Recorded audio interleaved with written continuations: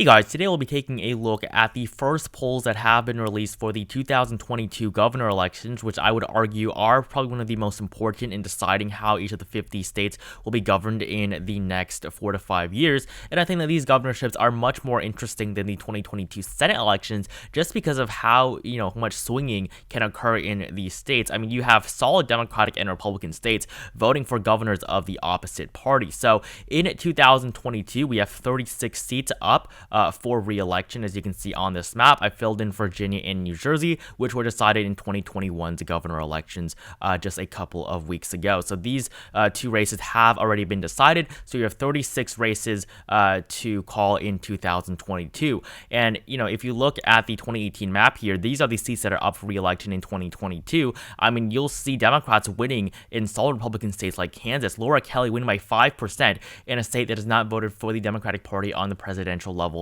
for almost like 80 to 90 years. You have Democrats winning by 17.1% in the state of Pennsylvania, with Tom Wolf here winning his re-election. He will not be up for re-election in 2022, but he won by such a large margin in a state that Donald Trump won on the presidential level just 2 years ago. So, I mean, the governor elections, I think, are some of the most interesting. You have Charlie Baker of Massachusetts winning by 33.5%. I mean, this is almost Biden's margin in the state for the Democratic Party in the 2020 presidential election. So very interesting swings, I think, on the governor's level. And so today we'll be taking a look at the latest polls and odds for the races that we have data for so far. And we have data for many of the most contested races next year. So I'm going to start off by taking a look at the polls in the state of Massachusetts, where Charlie Baker, the Republican incumbent, will be running for re-election.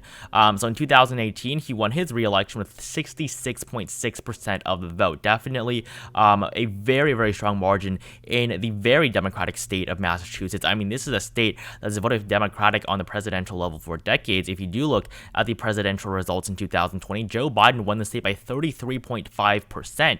And in 2016, you'll see here that Charlie Baker, or 2018, Charlie Baker won his re-election by 33.5%. So, I mean, this really was a huge margin for the Republican incumbent. And so in 2022, things are definitely not looking the greatest for him. We'll first take a look at his odds of winning his own party's nomination. So Charlie Baker, he is a lot more of a liberal Republican. He's definitely not in the Trump wing of the party, which is why he only has a 61% chance of winning, which I do think is inflated. Polls do show Geoff Diehl doing better. He is the Trump-endorsed candidate in this race. Cesar Pulido is another prominent Republican in the state, but I don't think he really has a chance. It's really against Diehl, who represents the Trump wing of the party in Massachusetts, and Charlie Baker, who represents the Republican wing. So I do think right now that Charlie Baker is still favored to win his nomination, but even in a head-to-head matchup against a Democrat, it will be very difficult for him. He only has a 60% chance of winning his re-election against Maura Healey, who has a 33% chance, and she is currently the Democratic frontrunner for this race. So the polls with Pulido, who is currently at a very distant third in the GOP nomination, are a little bit irrelevant, but you do see that she does lead over every single potential Democrat, although you only have 20% for her because she is not too well known. But against the Democrat Maura Healey, she loses by almost 20 points in these polls. But the important ones are for incumbent Governor Charlie Baker, who leads in every single poll against every possible Democrat. The polls against Healey, these are the most important ones right here. These two, Charlie Baker leads by approximately 6%. So these are the numbers I'm going to go off of. So right now, the state of Massachusetts I have as lean for the GOP. I think Charlie Baker definitely has a very good chance at winning his re-election, but it will be a very difficult fight for him, first for the GOP nomination and then for his governorship. And now moving down the list here, we have the state of Texas, where Greg Abbott leads over Beto O'Rourke, who just recently announced his campaign. This was polled before Beto O'Rourke even joined the race officially, but Greg Abbott, the incumbent Republican, does lead by 9 points. And we'll see other polls from Texas, which indicate that this race is not likely. It's more of a lean race as of this moment, according to the pretty large amount of polls that we've seen out of the state with Greg Abbott. So Greg Abbott won his first election in 2018 for the governorship in Texas against Lupe Valdez, winning 55.8% of the vote. And this, of course, was a margin of 13.3%. So pretty strong for him. But I think that Beto O'Rourke will definitely be a better candidate and will be able to put up a stronger fight against the Republican incumbent, who currently is disapproved of. His approval rating was pretty high throughout most of 2021, but like Joe Biden's approval, his numbers really started to fall in the summer months, and he is now negatively approved of in the state state of Texas. So it will be a difficult fight for him, but it is the state of Texas, which is, a pretty strong Republican stronghold for decades now, although the state is shifting more and more to the left. Moving down the list, we have the state of Colorado with the Democratic incumbent Jared Polis, who will also be running for re-election in 2022 here. And so in the state of Colorado, he's likely to face Heidi Gonel, and Heidi Gonel currently is down in the polls by 17%. So in the state of Colorado, I think it will be very difficult for the GOP to make too strong of progress in a state that's shifting more and more to the left. If you look at the GOP nomination, as you can see here, Heidi Gonel is the Republican frontrunner as of this moment. And so right now, the Democratic Party definitely is very, very favored in the state of Colorado, one that, they've controlled on the presidential and Senate level now after the 2020 general election. So Jared Polis, I do think, will definitely win his re-election at this point. He's doing very well in the polls, and there's no reason to suggest why, such a blue state like Colorado would flip. Now, for the state of Florida, I think this is going to be one of the most interesting races, especially because Ron DeSantis only won his first term as a governor by 0.39% in 2018. So in 2018, against Andrew Gillum, Ron DeSantis very, very narrowly won, only by, I believe, around 30,000 votes, with, winning a plurality of votes in the state of Florida. Before this, of course, we had Rick Scott as the governor, and for this, you had Charlie Crist, who was elected in 2006, and Jeb Bush before that. So in 2006, we had Charlie Crist. Then in 2010, Charlie Crist did not run for re-election. And then in 2014, Charlie Crist ran against Rick Scott, who won his first term. He lost. Rick Scott then ran for the Senate. And then in 2018, he defeated the Democratic incumbent there in his race. And then Andrew Gillum ran in 2018 against Ron DeSantis. But 2022, Charlie Crist, the governor that was elected in 2006 for the Democratic Party, is running for re-election. So Charlie Crist, I think, will be one of the major players in this race, as well as Nikki Fried. Both of them right now have a very good chance at winning this nomination and winning the race in general. Not winning the race in general, but winning their own party's nomination. In terms of winning the race, Ron DeSantis has an 83% chance of winning. So I think that for right now, I'm going to categorize the state of Florida as likely for Ron DeSantis. We have many polls out of the state, which we'll take a look at later on in this video, but the latest polls do suggest that Ron DeSantis is leading by pretty strong margins against both possible Democratic nominees. In the state of Alaska, we have the incumbent Dunleavy, currently, who will be running for re-election. So Mike Dunleavy won his first election in 2018. Before this, Bill Walker was the former governor, and so in 2014 he ran as a Republican, and he did win in 2000. He was a Republican before this, but in 2014 when he did run as a Republican after losing the nomination to Sean Parnell, who was the former governor elected in 2010. So for Bill Walker, he'll be running again in 2022, and I think that this will definitely be one of the most interesting races because of the fact that he will be running against a Republican as an independent, and there will also be ranked choice voting in the state, which was passed in 2020. So in 2022, the state of Alaska will be using ranked choice voting, and if you look at this, I mean, Walker is down in the first two ballots, and Dunleavy leads by 15 and 16 points in these first two, but with ranked choice voting at the very end, Bill Walker does lead against Mike Dunleavy, and so this is why this is the only currently independent controlled seat in the 2022 Senate election. So Bill Walker currently is the only incumbent with a good chance of winning, or not incumbent, but independent with a good chance of winning. So I'm going to categorize as tilt for the independent in 2022. We have more polls. Beto O'Rourke +3+1 against, or not Beto O'Rourke, but Greg Abbott +3 and +1 against Beto O'Rourke. We have polls out of the state of Connecticut, where Lamont leads by 20 and 16 points. Pretty interesting race here.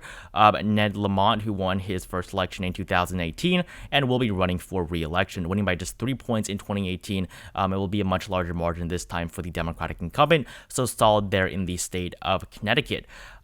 In the state of Oklahoma, we have Stitt, who will be running for for his re-election as well. So Kevin Stitt, with 54.3% of the vote in 2018, will win pretty much with a solid margin, almost guaranteed in 2022. There's really no reason to suggest that he will not. Moving down the list, in the state of Nevada, we have a pretty interesting race here, I believe. So in 2018, Steve Sisolak was elected with a plurality of votes against Adam Laxalt, who is poised to run against Catherine Cortez Masto in the 2022 Senate race. So he will not be running for governor again against Sisolak, but the latest polls do show the Democratic incumbent up 1 and 3 points in this race. So for right now, I will categorize it as lean for the Democratic Party. If you look at the Republican nomination right here, Dean Heller currently is the front runner, and then Joe Lombardo is the runner-up as of right now. So in the state of Nevada, I think that the Democratic Party has a very good shot, although a Republican can almost definitely flip this race if it goes well for them. So right now, it's going to be lean for the Democratic Party in the state of Nevada, with Sisolak winning his re-election. And then moving down here, we have more polls from the state of Florida. Ron DeSantis plus 12 and plus 8%. In the state of Kansas, I think this is going to be, again, one of the most interesting races because we have a Democratic incumbent in a heavily Republican state that has not voted for the Democratic Party since, FDR. So in the state of Kansas in 2018, Laura Kelly defeated Chris Kobach, who is a notoriously weak nominee for the GOP, but Laura Kelly won by 5% in her race, with 48% of the vote against Chris Kobach and Greg Ormond. So Laura Kelly will be running for re-election in 2022 most likely, and I think that this will be a pretty interesting race for her because of how difficult it will be for her to defend it. So Derek Schmidt is the Republican frontrunner for this race right now. If you look at the odds here, Laura Kelly's chances of winning this race are not too high. Even at her peak, she was only at 33%. So it'll be very difficult for the Democratic incumbent to win here. So I will categorize Kansas currently as tilt for the GOP because she does still lead in one of these polls, although in the other one she does fall behind Derek Schmidt, who in all likelihood is expected to win the Kansas governor race. The state of Michigan, again, I think a very interesting race because of how notorious Gretchen Whitmer has become.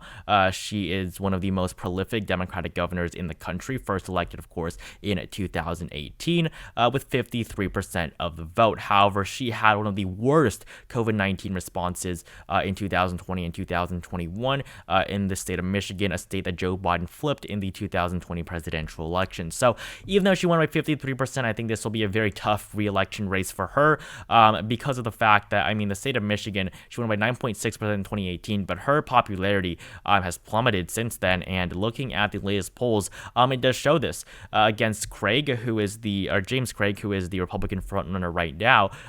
He leads by 6 points in one of these polls releases by Trafalgar Group, who is, of course, more of a Republican insider. But the state of Michigan has also shown that, Whitmer can lead in some of these polls. So Whitmer does lead over Craig by 1 point in this other poll that has been released recently. And so right now I'm going to categorize it as tilt for the GOP because we do have more polls out of this state later on to look at that, do average out at a tilt margin for the Republican Party currently against Gretchen Whitmer. And then in the state of Texas, we have more polls showing Greg Abbott plus 5. McConaughey, I don't think he's going to run, but he does lead by 9 points, although this is not too important. This is just one poll. But Greg Abbott does lead by 5 points against Beto O'Rourke. And now we have more polls out of Florida with Charlie Crist against Ron DeSantis. This one does show Crist plus 9. This was a pretty early poll, but I think that it is just an outlier for right now because no other polls really do suggest this. And so now moving down on the list here, we have the state of Maine. So another Democratic incumbent, this time in 2018. This time we have Janet Mills in the state of Maine, who will be running for her re-election as well, winning her first election in 2018 with 50.9% of the vote. And right now, she does lead in the polls against Paul LePage, who is a former governor of the state, by 5%.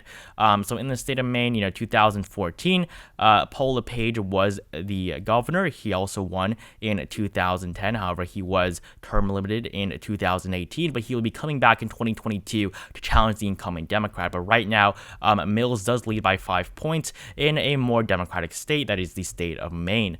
Mike DeWine leads by double-digit margins, 20% in the state of Ohio, so this will almost definitely be solid for him. I think Mike DeWine, one of the most popular governors in the country of Ohio, not in the country of the state of Ohio, but he is the governor of Ohio, the incumbent, elected in 2018. I think that he will have a pretty easy road to re-election for Mike DeWine.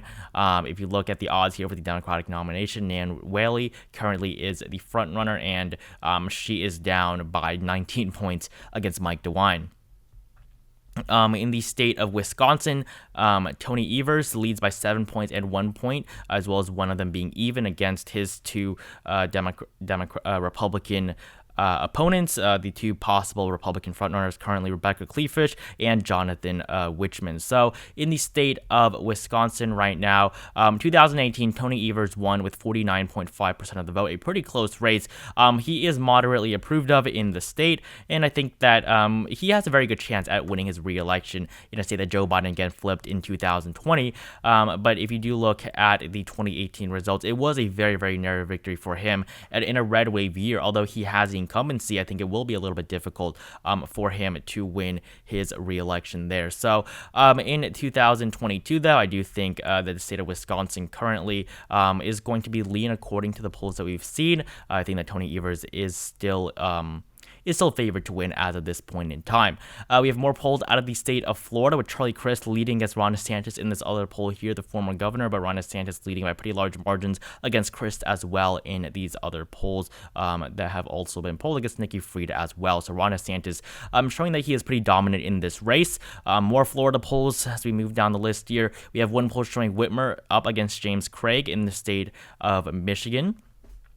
Greg Abbott plus 10 in Texas. Another poll in Colorado with Polis leading by 20 points. And more polls from Texas, Greg Abbott plus 12. And then finally, we have the polls released in the state of Georgia, which I think will also be one of the most watched races. There are many interesting races for 2022 on the gubernatorial level. So in terms of winning, the Republicans have a 72% chance of winning, and this definitely did go up after the 2021 general election. Although, at the Democrats' peak, they had a 46% chance at flipping. So currently, the incumbent is, of course, Republican Brian Kemp, who faced a lot of negativity from the Republican Party after not, supporting Donald Trump in overturning the election results in the state. And so for Brian Kemp, he was very unpopular after that. However, his popularity has come up since then, and I do think that he has a pretty good chance at winning his party's renomination. He was first elected in 2018 against Stacey Abrams. This was a very, very controversial race. Stacey Abrams winning 48.8%, the best performance for a Democrat, in a very long time here in the state of Georgia. So I do think that Stacey Abrams will be able to win the nomination definitely in 2022 if she does run. She will have an almost 100% chance of winning that nomination for her own party. But winning the race in general, I think, will be pretty difficult for her. She is still down by 5 points against Brian Kemp. She was actually leading in the polls going into 2018, which was a blue wave year. But 2022, I think she definitely, if she does play her cards right, will be able to have a very good chance. She did help both Raphael Warnock and Jon Ossoff win the two Senate races, as well as Joe Biden on the presidential level win his race in 2020. Doug Collins leads Abrams by 2%, although Doug Collins is not really going to run. Herschel Walker is running for Senate, so he will not face Stacey Abrams either. And Marjorie Taylor Greene is only down against Stacey Abrams by 1%, which I did find to be very interesting. But Taylor Greene is not going to win the nomination of the Republican Party. So this I will categorize currently as a lean race for the GOP. And so this puts, with the polls, with the states that have polls released from them, the Democrats at 11, the Republicans at 16, and 1 independent. So now to give you guys a better picture of what this looks like, because these really are the competitive races. Most of the competitive races in 2022 have already been filled out because there is polling numbers from, these more competitive races. So I'm going to fill in the numbers for the less competitive races, and so this will give you guys a better picture of what the map will turn out to be. So of course, remember that in 2018, it was 27 for the GOP to 23 for the Democrats. Democratic Party, and I think that the Republicans will actually improve off of their stronghold on the governorships in 2022. So, starting off with the West Coast here, California, Gavin Newsom will win his re-election. He won the runoff in 2021 by a very large margin, over 23%. Oregon, I have currently as lean for the Democratic Party, with the incumbent being Kate Brown, who won the 2016 special election, and then her re-election in 2018. So I do think that she'll be able to win with a lead margin in 2022. In the state of New Mexico, we have this as likely. Solid in the state of Hawaii, both of the Democratic Party. So Lujan Grisham in the state of New Mexico, 14.4 in 2018. And then in Hawaii, 29% for the Democratic Party there. We also have the state of Minnesota, I have as lean currently. And in the state of Pennsylvania, I have it as tilt for the Democratic Party right now. The state of New York, of course, will be solid, although Andrew Cuomo will no longer be the Democratic incumbent. And so, it will be a little bit more difficult because I do think he would have done better. But, at this point, he already resigned, so he's not going to be in the race, obviously. In the upper northeast corner here, both Vermont and New Hampshire, both solid like they were in 2020 because they do elect their governors every 2 years. This is surprising, but yes, these are both going to be solid for the GOP. Connecticut, I have currently as likely. The state of Maryland, of course, solid because Larry Hogan cannot run for re-election, so it will go back to the Democratic Party's control. And now for the GOP, you have a huge wave of solid Republican seats. The state of South Dakota, I have it as likely because Kristi Noem barely won in 2018, so I do think that it will be a little bit closer there. The rest of these solid Republican states all going to be very solidly red. In the state of Illinois, I have it as likely for the Democrats, lean in the state of Ohio for the GOP, and then in the state of Arizona is also going to be lean, although Doug Ducey will not be running for re-election. So this puts the map here at 28 for the GOP, 1 independent, and 21 for the Democratic Party, and so this is the final map right now that I have. This is not a prediction, but these are the numbers based on the polls, as well as filling in the other states with what they will likely be in 2022. So thank you guys so much for watching this video. This is my first one on the 2022 governor elections, and there will be many more to come, so make sure you stay tuned. Comment down below which party you think will do well in the governor elections, as well as which races you're going to be watching. Subscribe to my channel if you have not, and I'll see you guys in the next video.